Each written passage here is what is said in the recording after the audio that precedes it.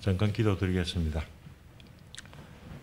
참 주님, 이 시간에도 주께서 저희들 심는 가운데 말씀을 계시해 주시기 원합니다. 참 이 시간 참 주님께 모든 걸 의탁드리며 우리 주 예수 그리스도의 이름으로 아버지 하나님께 기도드립니다. 아멘.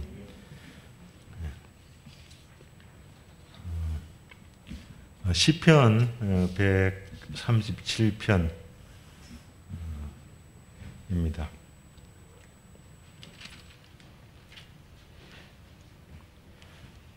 시편 137편 제가 일부분을 읽겠습니다.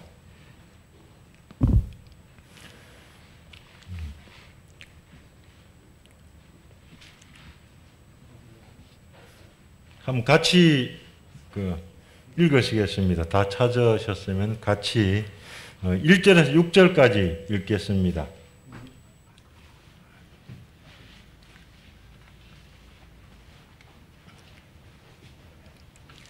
자, 시편 137편 1절에서 6절입니다.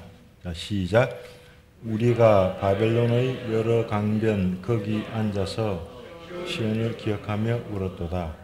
그 중의 버드나무에 우리가 우리의 수금을 걸었나니 이는 우리를 사로잡은 자가 거기서 우리에게 노래를 청하며 우리를 황폐하게 한 자가 기쁨을 청하고 자기들을 위하여 시온의 노래 중 하나를 노래하라 하미로다. 우리가 이방 땅에서 어찌 여호와의 노래를 부를까? 예루살렘아, 내가 너를 잊을진대 내 오른손이 그의 재주를 잊을지로다. 내가 예루살렘을 기억하지 아니하거나 내가 가장 즐거워하는 것보다 더 즐거워하지 아니할진대 내 혀가 내 입천장에 붙을지로다. 예, 끝까지 읽으시고요. 영상을 잠깐 보시겠습니다.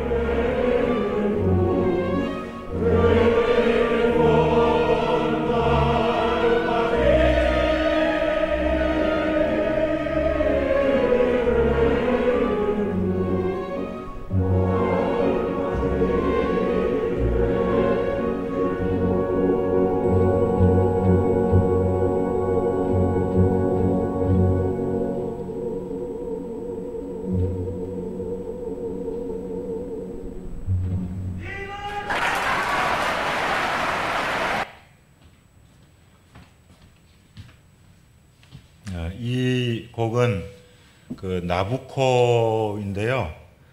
이 베르디 가곡의 나부코 히브리 노예들의 합창입니다. 이 노래가 시편 137편 이 말씀을 베르디가 이 새롭게 그 히브리인들의 고통을 생각하면서 해석한 오페라입니다.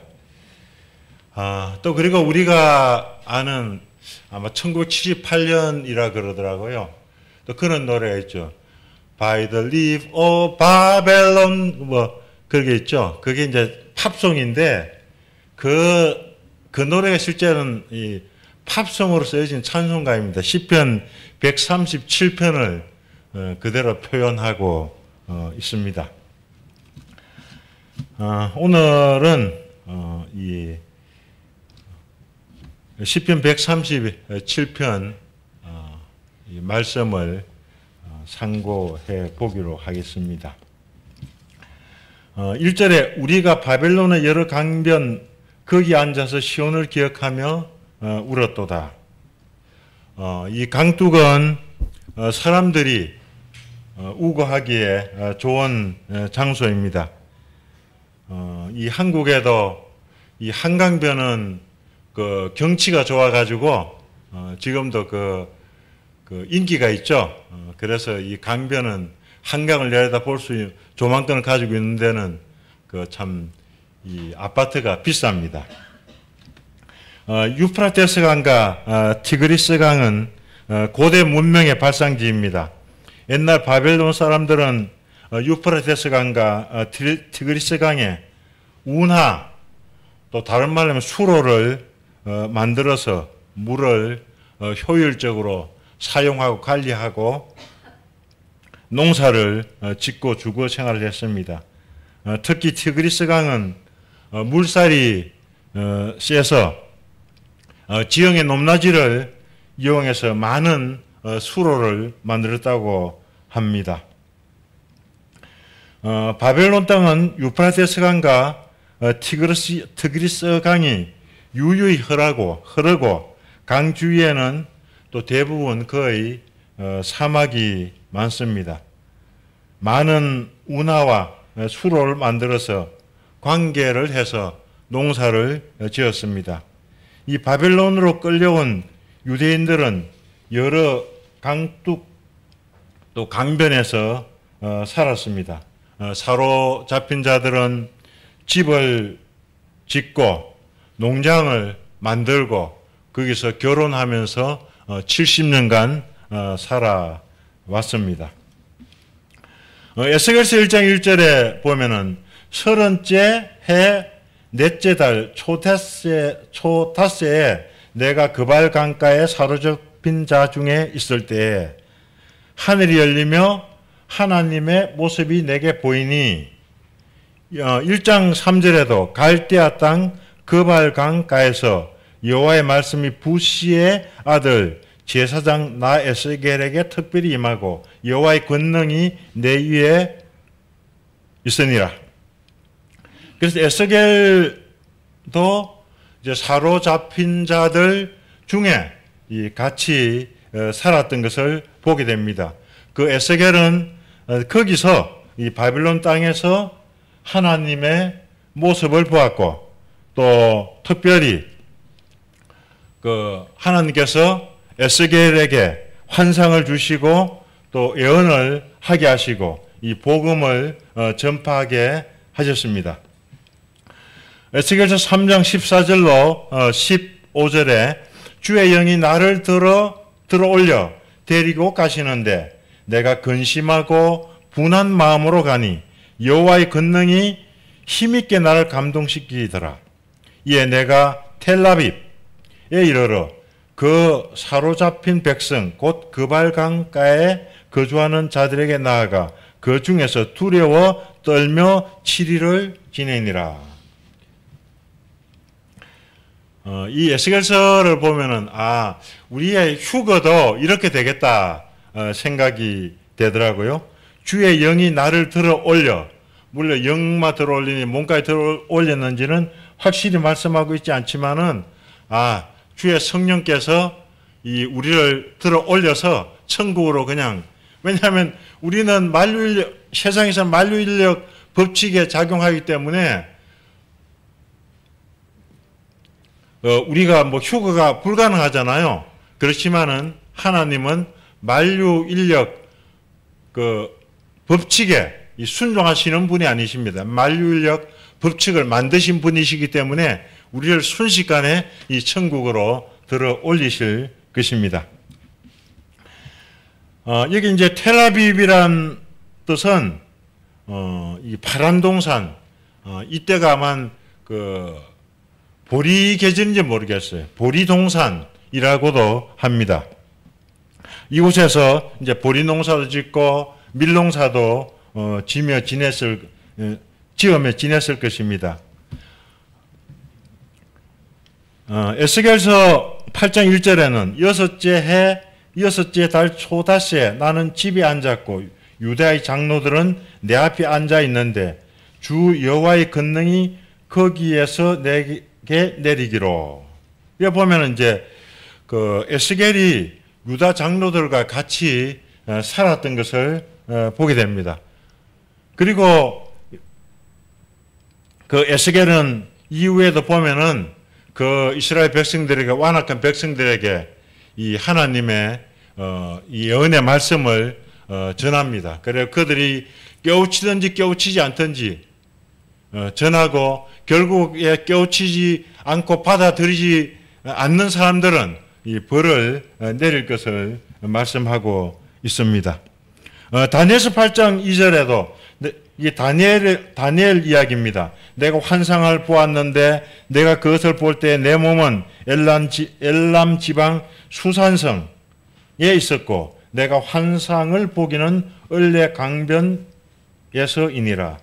그 을레 강변이나 이 텔아빕이나 그발강 이런 그 지명들은 실제 오늘날 어디인지 확실히 모릅니다. 아무래도 이제 그런 강들이 유프라테스 강, 티그리스 강의 지류인지 안 그러면 운하인지 대부분 학자들은 운하라고 말하는 분들이 많이 있습니다. 이 바벨론으로 간 에스겔은 자기 집에서 유다 장로들을 만났던 것 같습니다. 여러 지역에 살던 포로들 가운데서는 지역에 따라서 비교적 자유롭게 또 부유하게 사는 사람들도 있었습니다. 그러나 시편 137편 본문에 나오는 노래하는 자들은 자유롭지 못했음을 엿볼 수 있습니다. 1장 1절에 다시 보겠습니다. 우리가 바벨론의 여러 강변 거기에 앉아서 시온을 기억하며 울었도다. 그들은 숨이 턱턱 막히는 뜨거운 날 하루 종일 고된 노동으로 심신이 지쳐 있었을 것입니다.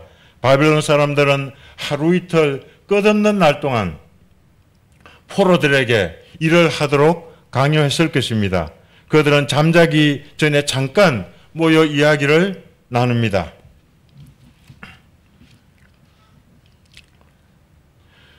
거기 앉아서 시온을 기억하며 울었도다.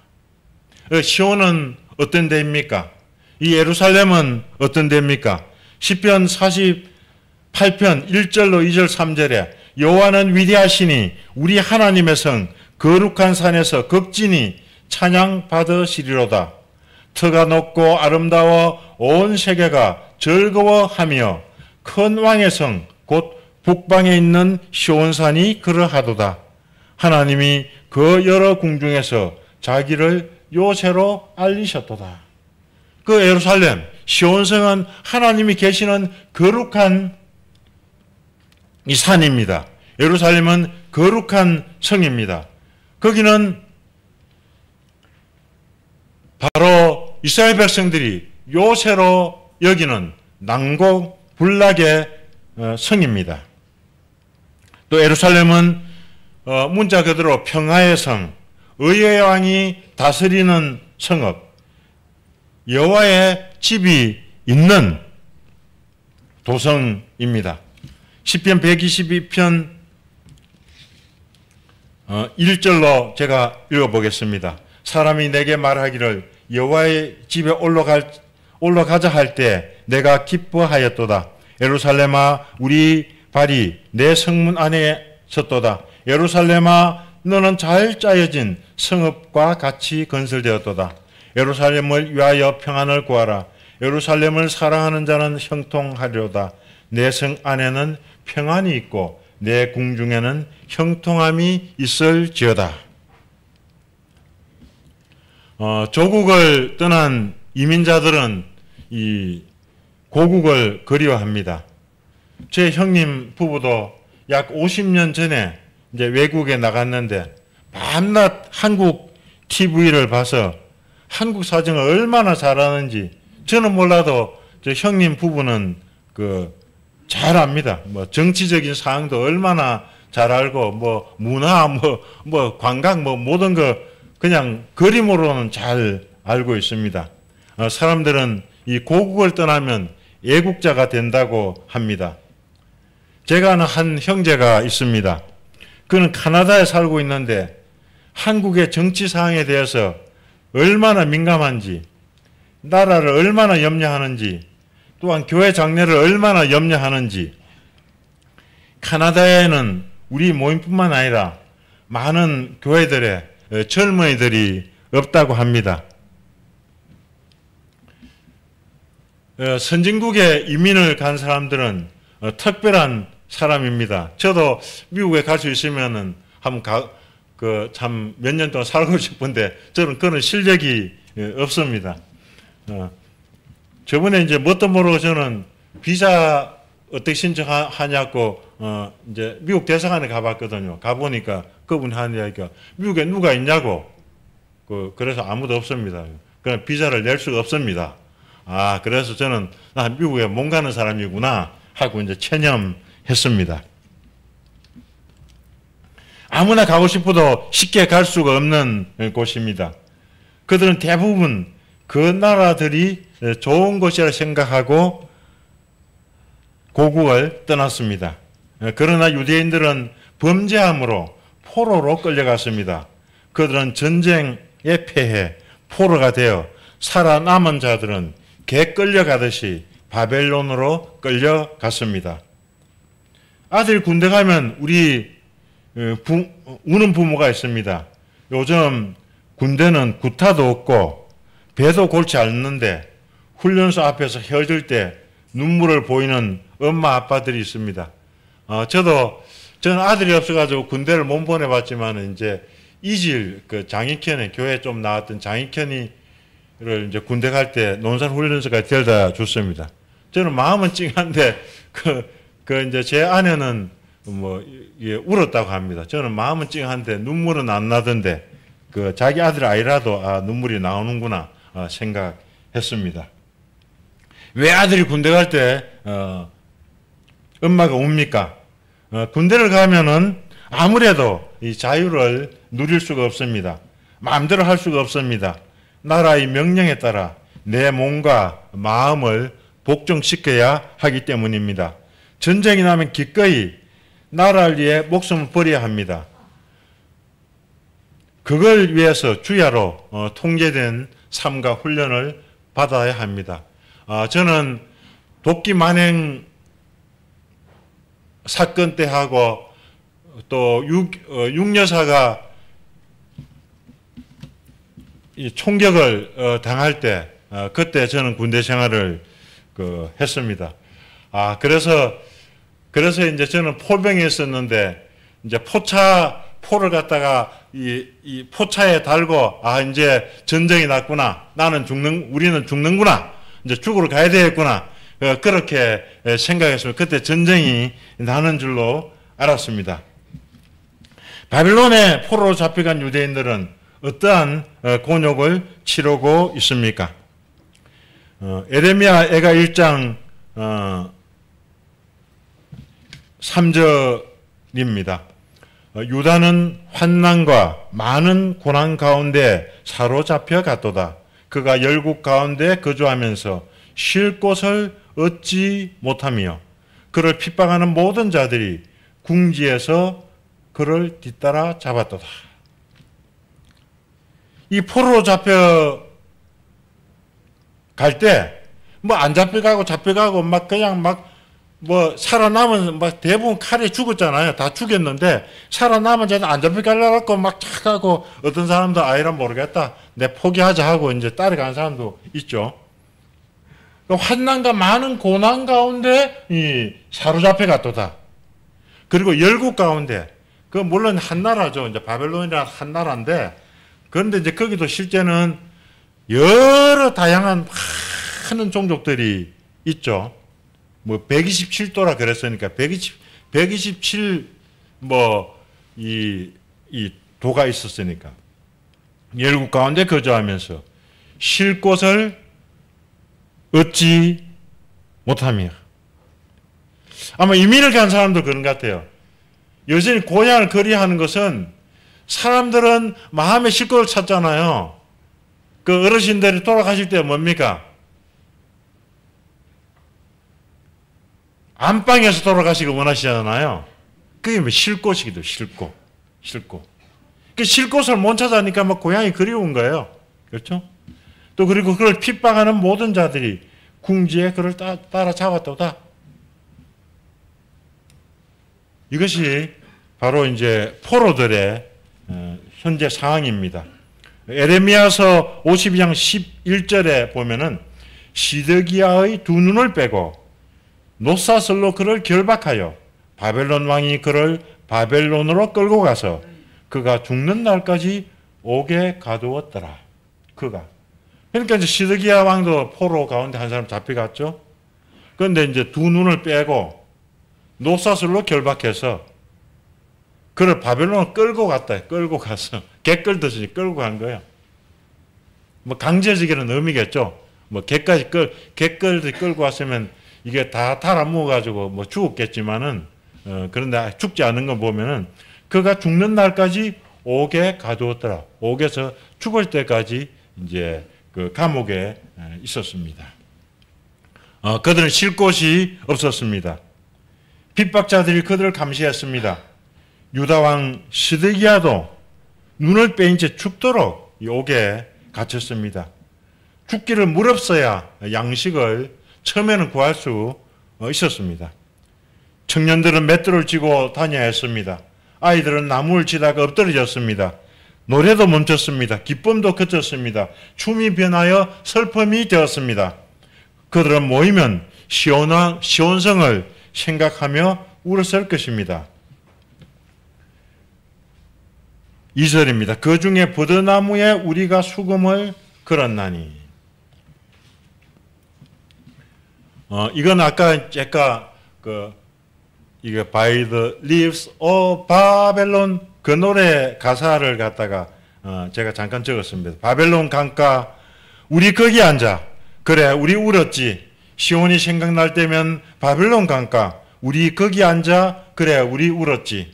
시온이 생각날 때면 사악한 자들이 우리를 끌고 가며 노래하라 다그치나 어찌 이 방에서 주님의 노래를 부를손가. 우우우 우리 입가 맑아 우리 마음의 기도가 당신 보시기에 합당하게 하옵소서. 이 밤 이곳에서. 이것이 이제 보니엠 그 그룹이 부른 바벨론 강가에서 팝송 가사입니다.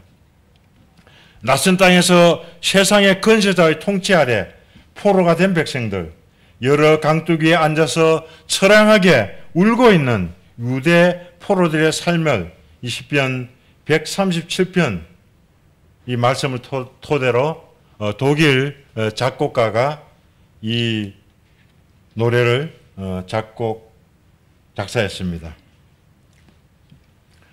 오늘날 전쟁에서 탈출해 나온 난민들에게는 제한된 자유가 있습니다. 그러나 포로들에게는 자유가 더 없습니다. 그 중에 버드나무에 우리가 우리의 수금을 걸었나니. 이스라엘 백성들도 음악을 좋아했죠. 이 이스라엘 가면은 갈릴리 바다에 가면은 거기에 이제 배를 띄우고 거기에 유대인들이 막 그냥 노래를 이렇게 막 춤을 추면서 이 노래를 합니다. 그러면 이제 우리들도 손잡고 노래 모르는 같이 이제 춤추고 이렇게 이제 같이 저희도 이렇게 막 그냥 따라서 춤춘 적은 있습니다. 이 수금은 오늘날 하퍼가 그 어떤 피아노 전신이라고 말하죠. 손으로 떴는데 피아노 소리가 나죠. 옛날에는 뭐 7현인데 지금은 30현 되는 하퍼도 있다고 합니다.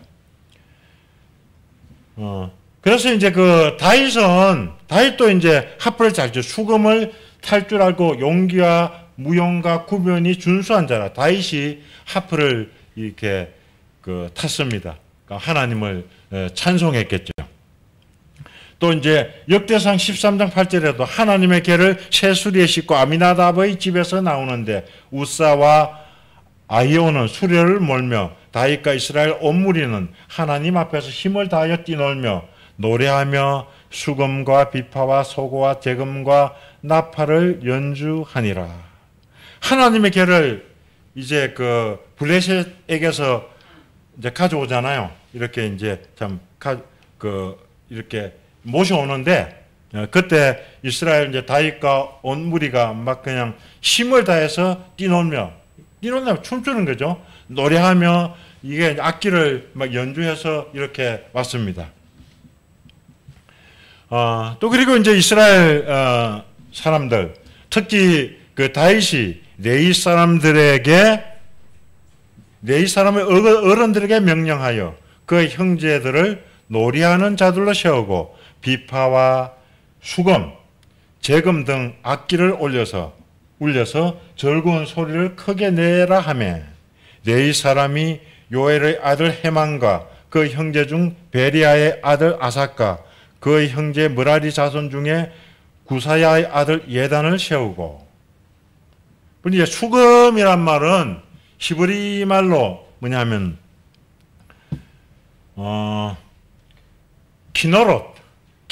긴네렛 그냥 긴네렛 이 뭡니까? 긴네렛 호수.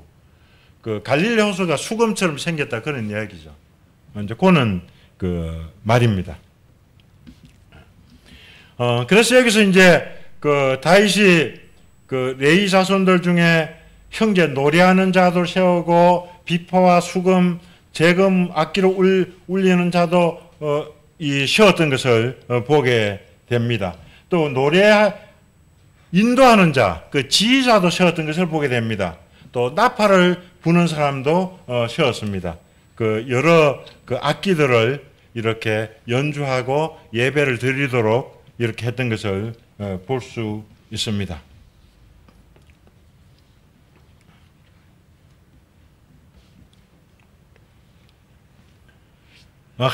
하나님이여 그들이 주께서 행차하심을 보았으니 곧 나의 하나님 나의 왕이 성소로 행차하시는 것이라. 소고치는 처녀들 중에서 노래 부르는 자들은 앞서고 악기를 연주하는 자들은 뒤따르나이다. 이스라엘의 근원에서 나온 너희여 대중에 하나님 곧 주를 송축할지어다. 그래서 이 하나님의 계를 운반하는데 이거 뭡니까? 또 처녀들 중에 노래 부르는 자들은 앞서고 처녀들도 이 찬양대에 참여했구나. 그것을 어렴풋이 볼 수 있지 않을까 생각이 됩니다. 다윗은 평소에도 수금을 잘 뜯었습니다.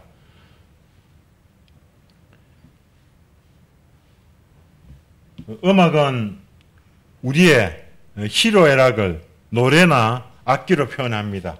레인들은 제사를 지낼 때 하나님의 영광을 표현할 때 찬송을 하고 악기를 연주했습니다. 아마도 시편 137편 기자와 친구들은 바로 레인들, 음악대들이 아닌가 생각해 봅니다.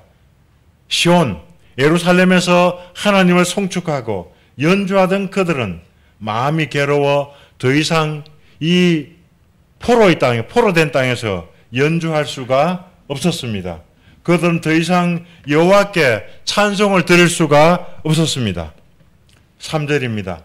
이는 우리를 사로잡은 자가 거기서 우리에게 노래를 청하며 우리를 황폐케 한 자가 기쁨을 청하고 자기들을 위하여 시온의 노래 중 하나를 노래하라 하미로다. 몇 년 전에 대통령께서 평양에 가서 남북 정상회담을 한 적이 있습니다. 그때 대통령과 수행원들이 연예인들을 대동해 갔습니다. 그 행사를 주관한 사람이 한 유명한 가수에게 이북에 가자고 초청했지만 이런 지하에 거절했습니다. 왜냐하면 적국의 통치자를 위해서 자기 노래를 부를 수 없었기 때문입니다. 이런 일은 어떻게 보면 적국의 통치자에게 기쁨을 주는 선물이기도 하고 또 조공 같은 것입니다. 바빌론 강가 버드나무에 수금을 걸고 처량하게 앉아 있는 노래하는 자들은 바벨론 사람들을 위해 노래할 수가 없었습니다. 그들은 유대인들을 포로로 잡아왔습니다. 유대를 황폐케 만든 장본인들입니다. 얼마나 황적하고 고통스러운데 바벨론 사람들을 기쁘게 할 수 없었습니다. 그들은 유대인들을 비웃으며 비아냥거리며 위협해서 노래를 듣고자 했습니다. 이것은 타협할 수 없는 그들의 신앙 양심이었습니다. 4절입니다. 우리가 이방 땅에서 어찌 여호와의 노래를 부를까? 아모스 7장 7절에 보면은 여호와께서 이같이 말씀하시기를 내 아내는 성읍 가운데 창녀가 될 것이요 내 자녀들은 칼에 엎드러지며 내 땅은 청량하여 나누어질 것이며 너는 더러운 땅에서 죽을 것이요 이스라엘은 반드시 사로잡혀 그의 땅에서 떠나리라 하셨느니라. 이제 아모스가 이스라엘의 장래를 예언한 말씀입니다. 너는 더러운 땅에서 죽을 것이요. 에스겔서 4장 13절에도 또 여호와께서 이르시되 내가 여러 나라들로 쫓아내어 흩어버릴 이스라엘 자손이 거기서 이같이 부정한 떡을 먹으리라 하시기로. 이스라엘을 흔히 거룩한 땅이라고 합니다. 거룩한 것은 하나님께서 구별하신 하나님을 위해 구별한 사람이나 물건이나 땅을 의미합니다. 하나님을 찬송하던 사람들이 그 악한 바벨론 사람들을 위해 노래를 부를 수는 없었습니다. 그 땅은 더럽습니다. 그 사람들은 부정합니다. 정한 것과 부정한 것을 섞으면 다 부정하게 됩니다. 5절부터 7절까지 읽겠습니다. 예루살렘아 내가 너를 잊을진대 내 오른손이 그의 재주를 잊을지로다. 내가 예루살렘을 기억하지 아니하거나 내가 가장 즐거워하는 것보다 더 즐거워하지 아니할진대 내 혀가 입천장에 붙을지로다. 여호와 예루살렘이 멸망하던 날을. 까지만 읽겠습니다.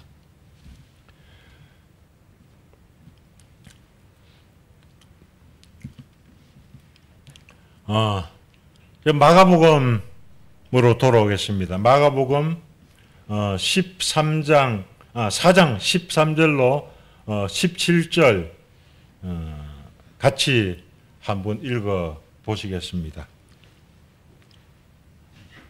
마가복음 4장 13절로 16절까지만 읽겠습니다. 시간 관계상.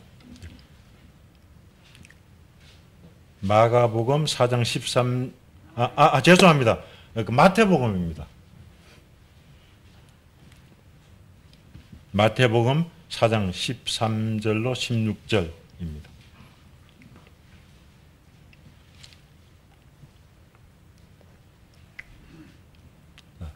같이 읽으시겠습니다. 시작.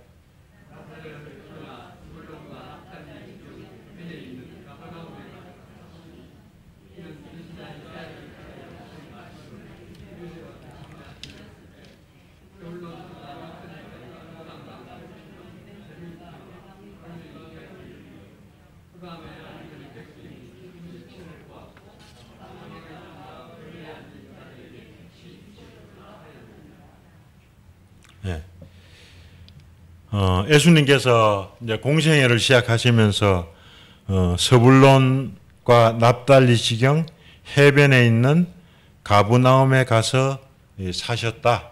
예수님께서 가브나움에 이제 나사렛에서 이사를 오셔서 온 식구들이 이제 가브나움에 오신 것 같습니다.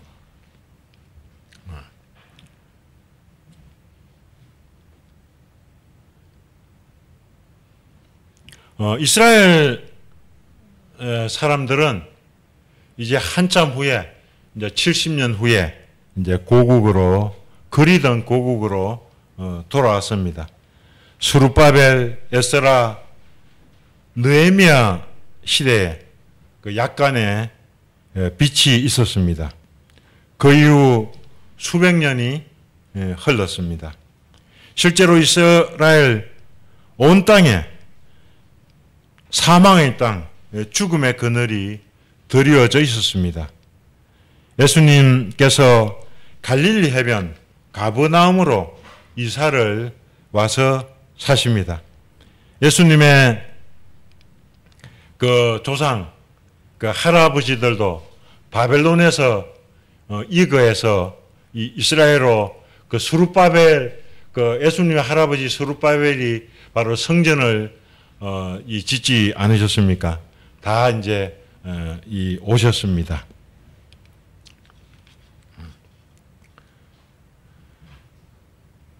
지금 그 예수님이 오셔서 사시는 이 가버나움 땅, 이 땅은 흡사 사망의 땅과 흑암으로 뒤덮인 이 죽음의 이 땅과 같았습니다. 오늘날 우리는 여전히 자유와 평화와 경제적 발전이 있는 사회에 살고 있습니다. 그럼에도 불구하고 우리 마음의 어두움이 엄습해 있는 저희 자신들을 보게 됩니다. 참 어떤 분들은 장차 무엇을 먹고 살까? 또 어떤 분들은 뭐 평생 먹고 살 걱정을 안 하시는 분들도 계시고, 어떤 분들은 참 이제 내년에 무엇을 먹고 살까? 내후년에 뭘 먹고 살까? 생각하시는 분도 계십니다. 젊은이들은 어떻게 하면은 안정된, 평생이 보장된 직장을 구할 수 있을까? 어떤 사람들은 날마다 죽음의 위경 가운데 살아가는 사람들도 있습니다. 어떤 사람들은 좋은 학교, 좋은 과에 들어가야 안정된 삶을 살아갈 텐데 염려하는 사람들도 있습니다. 코로나가 우리를 엄습합니다. 혹시 내가 코로나에 죽으면 어떡하지? 저같이 나이 많은 사람들은 또 나라가 공산화 될까 걱정합니다. 저는 이제 참 6.25를 겪어보지는 않았습니다.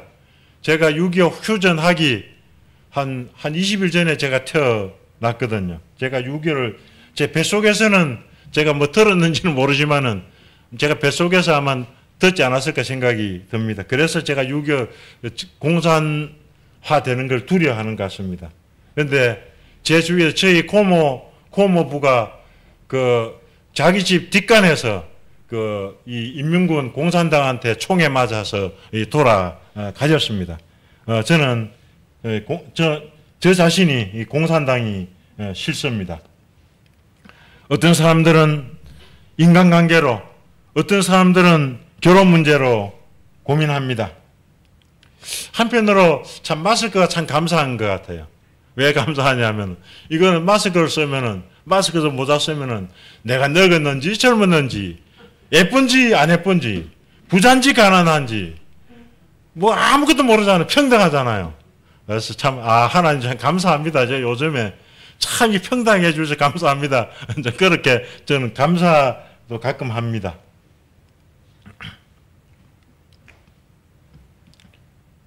여러 가지 염려는 이 주님의 도움으로 한 번만에 해결되기도 합니다. 그러나 대부분의 염려와 근심은 평생 지속됩니다.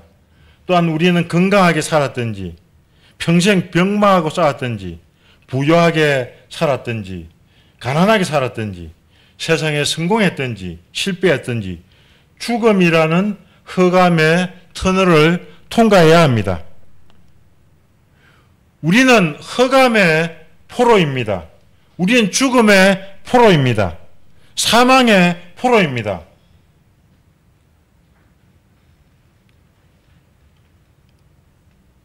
이 포로를 우리의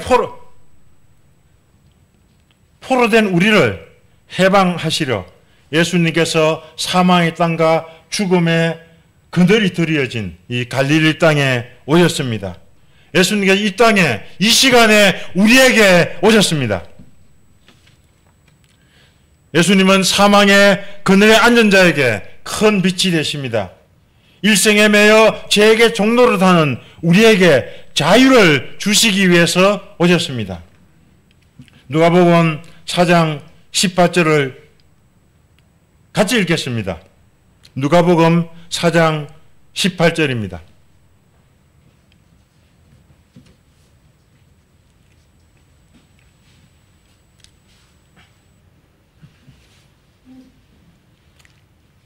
자, 찾으셨으면 읽겠습니다. 시작.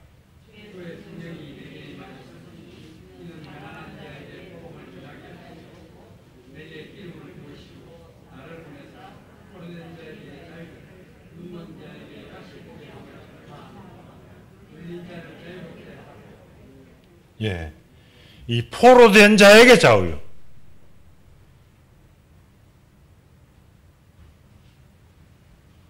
이 포로된 자를 자유케 하시는 분은 바로 예수님이십니다. 예수님의 오신 목적이 포로된 자를 자유케 하시는 것입니다.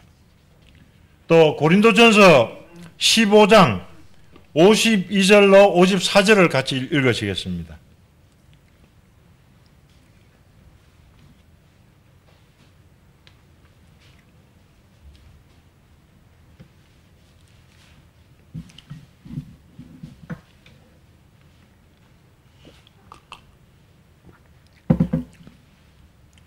(52절입니다) 시작.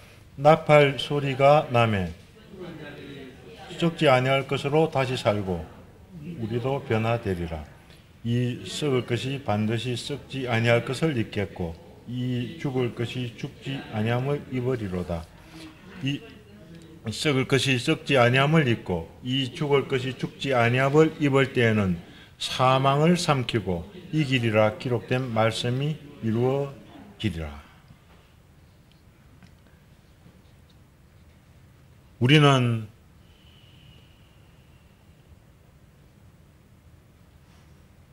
지금 어떤 상태입니까? 이 자유합니까? 아니면 마음이 불편합니까? 어둡습니까? 밝습니까?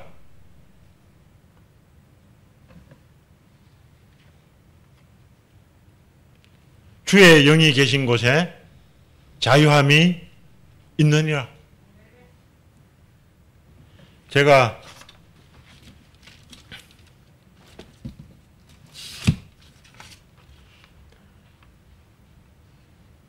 이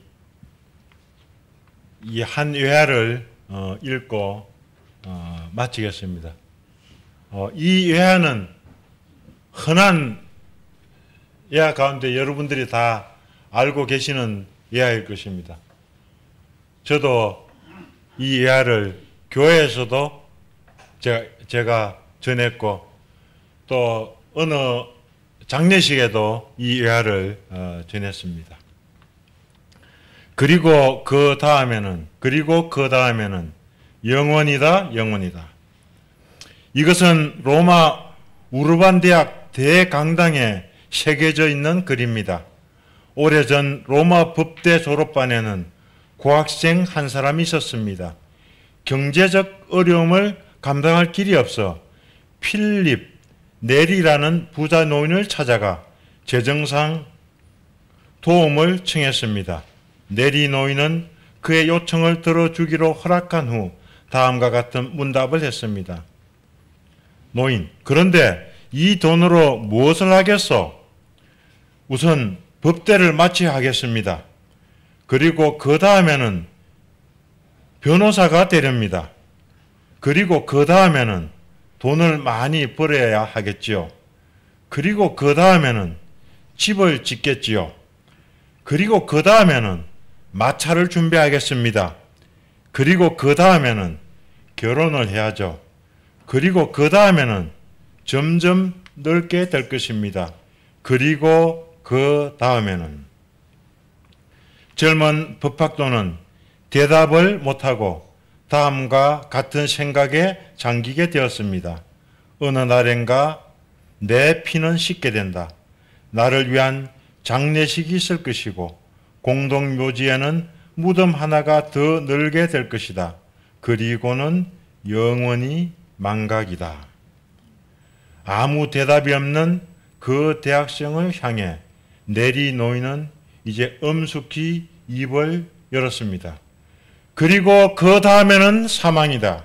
그리고 그 다음에는 심판이다. 그리고 그 다음에는 영원이다. 예수 안에는 영원한 천국, 예수 밖에는 영원한 지옥이다. 기도하시고 마치겠습니다.